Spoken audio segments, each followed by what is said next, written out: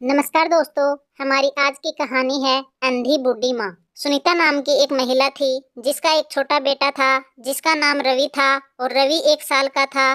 तब सुनीता के पति का देहांत हो गया। वह अपने बेटे को अकेले ही पाल रही थी। वह दूसरों के घरों में बर्तन झाड़ू पोछा लगाकर जो कमाती थी, उन पैसों को वो अपने बेटे के ऊपर खर्च करती थी। वह हमेशा इस सोच में रहती थी कि मैं अपने बेटे को स्कूल में एडमिशन कैसे करा पाऊंगी, उसको एक बड़ा इंसान बना पाऊंगी या नहीं। हमारा घर भी किराए का है। वह दिन रात बहुत मेहनत करती थी।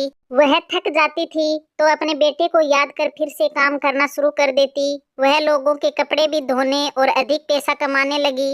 एक दिन सुनीता ने अपनी मालकिन से कहा कि आपका बेटा जिस स्कूल में पढ़ता है उसी स्कूल में मेरे बेटे का एडमिशन करवा दीजिए और जो भी फीस होगी वह आप मेरी तनख्वाह में से काट लीजिएगा। मालकिन ने सुनीता के बेटे का एडमिशन स्कूल में करा दिया और अपने बेटे की पुरानी किताब भी उसे दे दी पढ़ने के लिए। सुनीता का बेटा भी अब स्कूल जाने लगा और स्कूल के बाद खूब अच्छे से मन लगाकर पढ़ाई करने लगा।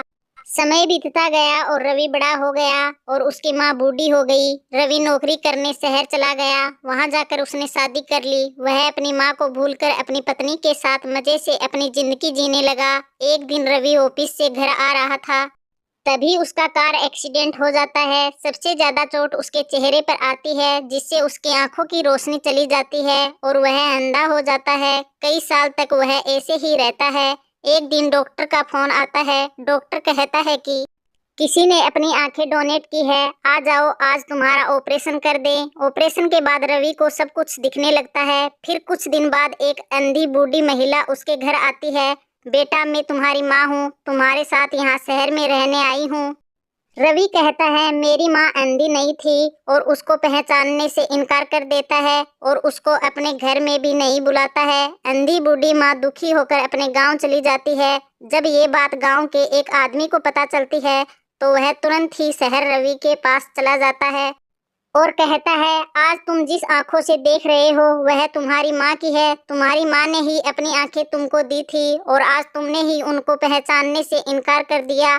यह सब सुनकर रवि रोने लगा और तुरंत गांव पहुंच गया अपनी माँ के पास और उनके पैर पकड़कर रोने लगा और कहा, माँ अगर तुम मुझे चप्पल से मारोगी तो भी मैं आज के बाद तुमको छोड़कर कहीं नहीं जाऊंगा। तुम बस मेरे साथ ही रहोगी। बस एक बार मुझे माफ कर दो। उसकी माँ की आंखों में भी आंसू आ गए।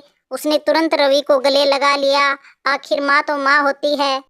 तो दोस्तों, हमारी आज की कहानी कैसी लगी? अगर कहानी पसंद आई है तो लाइक कमेंट शेयर और चैनल को सब्सक्राइब जरूर कर लीजिएगा।